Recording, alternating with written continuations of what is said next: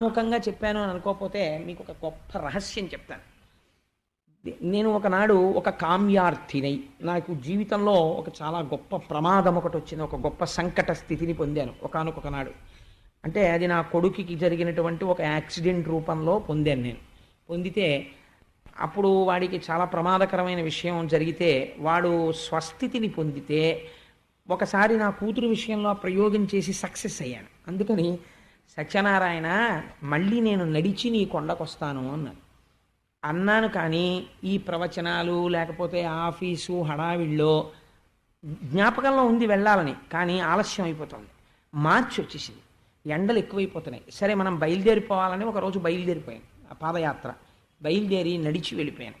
నడిచి వెళ్ళిపోయి సాయంకాలం 6:30 అయింది. కొండ దగ్గరికి వెళ్ళేటప్పటికి ఎవ్వరు లేరు, ఒక్కడనే భాగవతం పారాయణ చేసుకుంటూ వెళ్ళిపోయాను.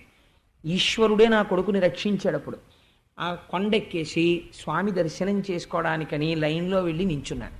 నించుంటే అప్పటి వరకు నడిస్తే అడుగు తీసి అడుగు వెయ్యగలిగేవాడిని.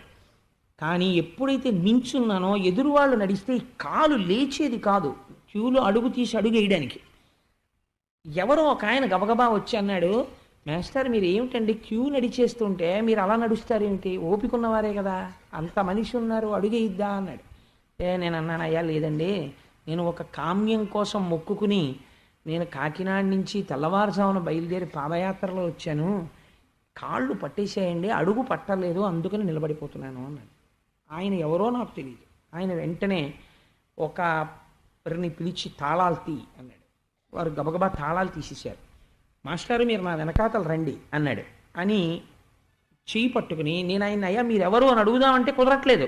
అడుగులు వేసుకుంటూ తీసుకెళ్ళి తిన్నగా సత్యనారాయణ స్వామి వారి అంతరాలయంలోకి తీసుకెళ్ళి వీరి గోత్రనామాలతో పూజ చేయండి అన్నాడు. వాళ్ళు గోత్రనామాలతో పూజ చేసి నాకు ప్రసాదం ఇచ్చారు. ఆ పువ్వులు అవి నిర్మాల్యం ఇచ్చారు. తీసుకుని నేను దిగలేక మెట్లు దిగుతున్నాను అదేంటి స్వామివారి యొక్క కింద యంత్రాలయం దగ్గరికి. ఆయన మళ్ళీ వచ్చి లోపలికి ఈయన లోపలికి పంపండి అన్నారు. అంటే వాళ్ళు పంపించేశారు. ప్రదక్షిణం చేసిరండి మాస్టారు అన్నాడు. చేసేసి వచ్చేసాను. మళ్ళీ చెయ్యట్టుకుని ఆయన కనపడ్డ వాళ్ళందరూ ఆయనకి నమస్కారం సార్ అంటున్నారు. ఆయన ఎవరో అడుగుదామంటే నాకు కుదరట్లేదు. ఇలా తీసుకెళ్ళి ఆయన నన్ను ప్రసాదాలు కొనుక్కునే దగ్గరికి వెళ్ళి కూర్చున్నాను. లేచి వెళ్ళి టోకెన్ కొనుక్కుని ప్రసాదం కొనుక్కోవడానికి ఓపిక లేదు.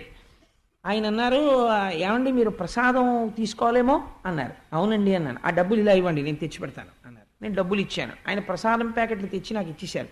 మాస్టారు ఒక కప్పు కాఫీ తాగండి అని వెళ్ళి ఒక కప్పు కాఫీ తెచ్చి ఇచ్చారు. కాఫీ తాగాను.